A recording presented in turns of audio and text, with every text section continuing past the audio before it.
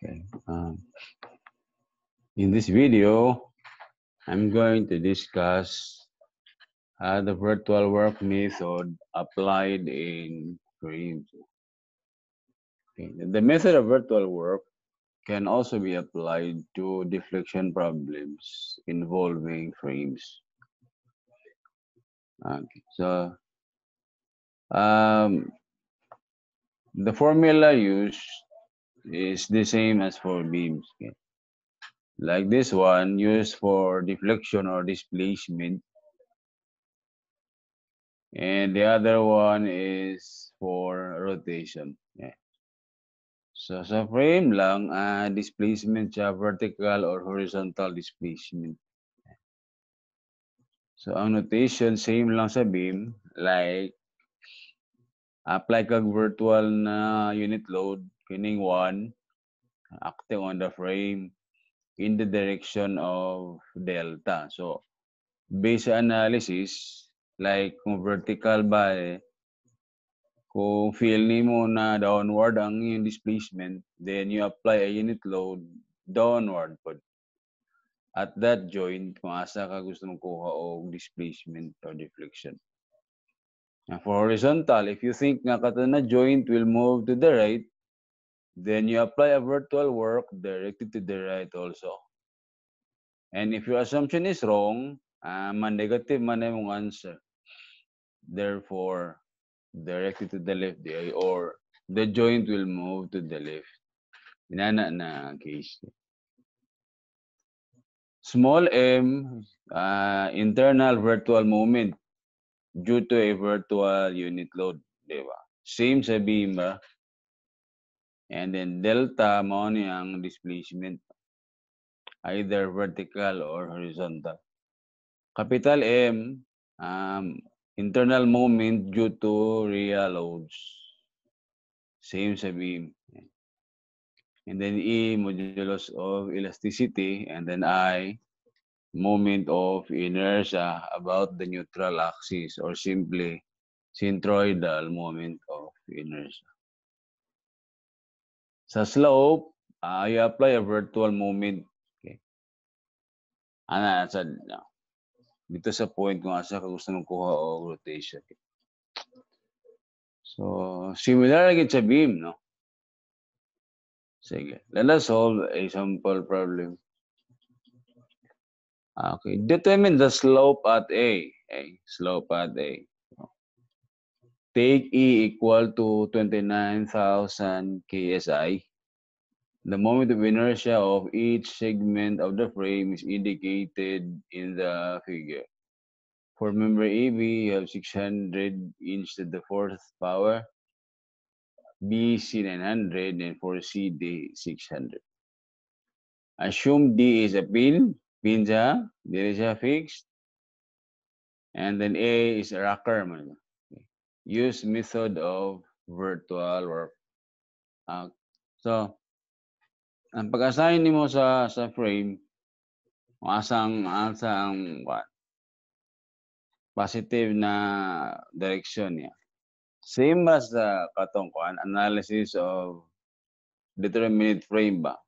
Like for EB, kung mag-draw diagram towards the right ka, no? Load, shear, moment. But for CD, pa-left ka. Like, mo ni ang load diagram and shear o moment. Same lang sa big.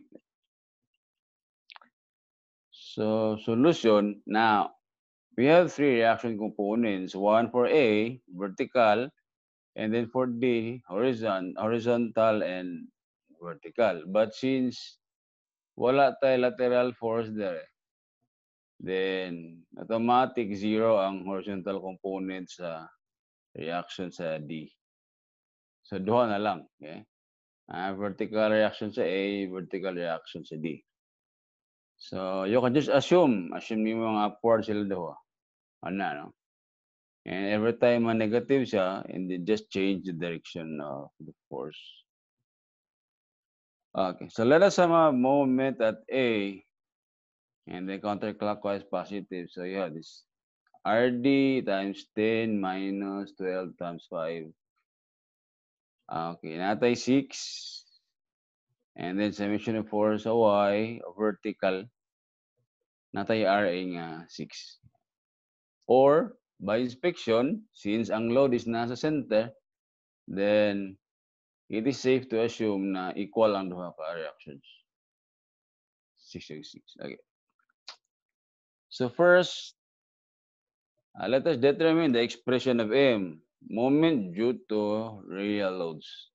Okay, so mo ni atong frame karon, ato ning it is member, di ba? So we will start with member EB, cut to section dere. Pero for BC, naman tayo change of loading god. So, bali, for member BC, maduha na niya ka segment. Kailay man ang kondisyon sa, gikan sa B, paingon sa load. Another condition po from the load to join C. So, mag-introduce ta og another point diri. Point or joint E. Ana, sige. We'll start with AB, katong section. Diri ka mag-refer sa imong X, di ba?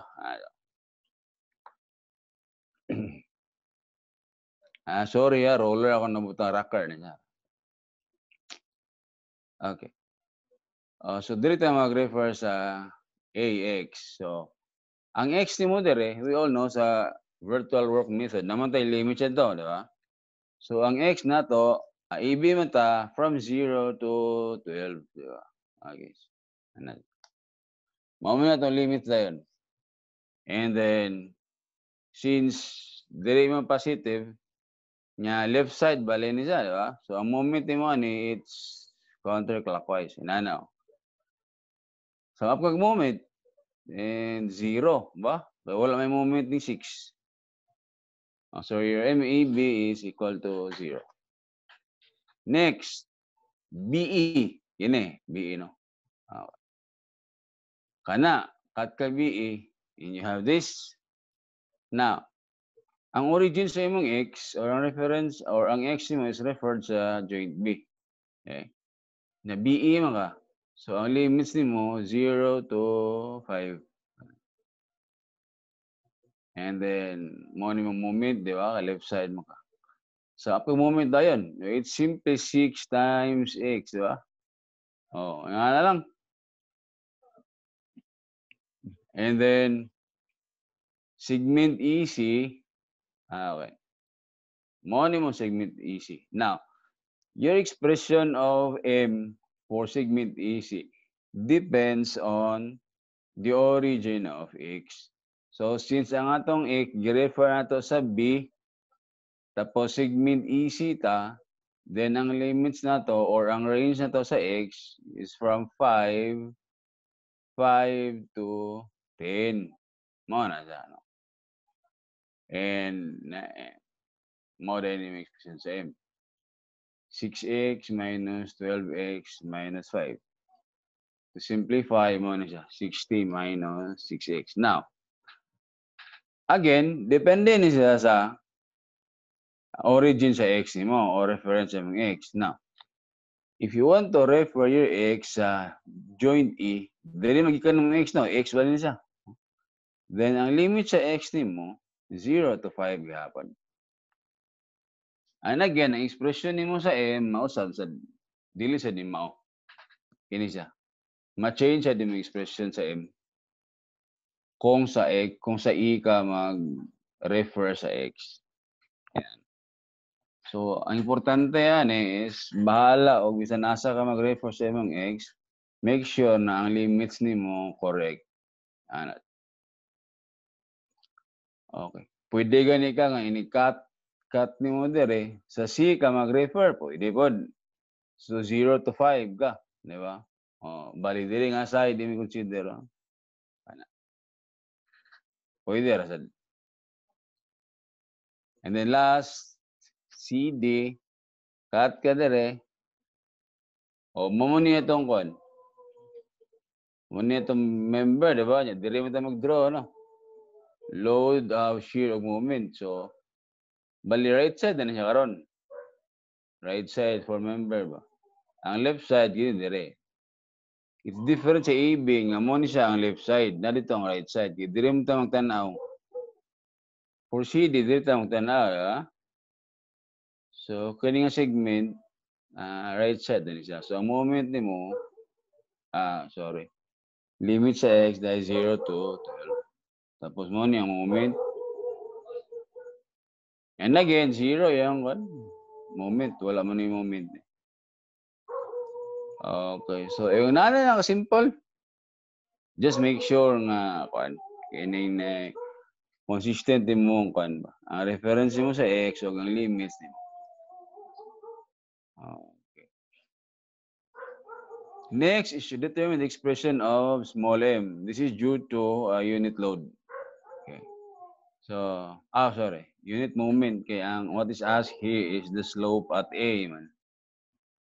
So, for this frame, slope at A man, so apply a unit moment at A.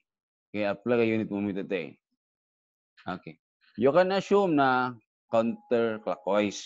Assume mo niya. So, pag ang makuha ni mo nga slope is positive, it means na ang slope sa A is counterclockwise. Pero pag solve nimo ang makuha nimo na sign sa slope sa A is negative, so it means clockwise. So sa pag-movement sa A, makuha nimo ang reaction sa D. And since counter ni, dapat clockwise ang D. So therefore, downward ni. So it's 1 divided by 10, 0.1. Maralagon sila niyo, 1 minus RD times 10 equal to 0. 0.1. And then, summation of force, sila raman duha, ano? So, ang RA na to, 0.1, yaban. Upward. So, kung unsay reference nimo sa real loads, itong capital M, same ra gyapon. Dapat consistent ka for small m, for virtual moment. So, segment AB, 0 to 12, kana, no? Wala ni moment. Kini lang. So, M is equal to -1. For BE, 0 to 5, kana. So, sa moment na to, it's 1 times x minus 1, di ba? 0.1, sorry. 0.1 times x niya minus 1. For segment EC, 5 to 10 moment, 0.1 times x, pareho lang, tas minus 1.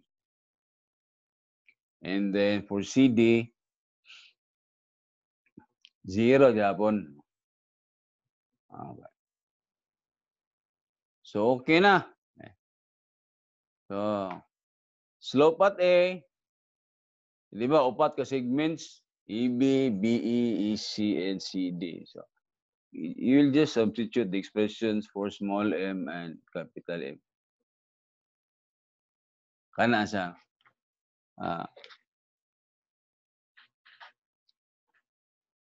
Limits dahil. Na ang EI, given mo na, E is 29,000 KSI, and then ang I rayon 600, 900 niya, 600 inch to the fourth power.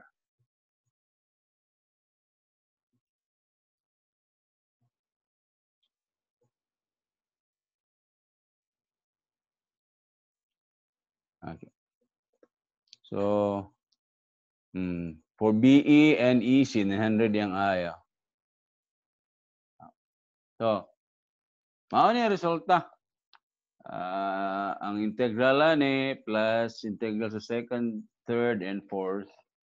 Mao ni ang total. Ang unit, di ba, keeps feet square man. Sa denominator, ang resulta sa unit sa iog ay inani. Okay. KSI keeps per square inch. Kini is inch to the fourth power man. So makancel ang duha and muna siya. Keeps each square. While for this one, keeps feet square. So para makancel, you have to convert feet to inches. I-multiply nimo og 12 square dayon.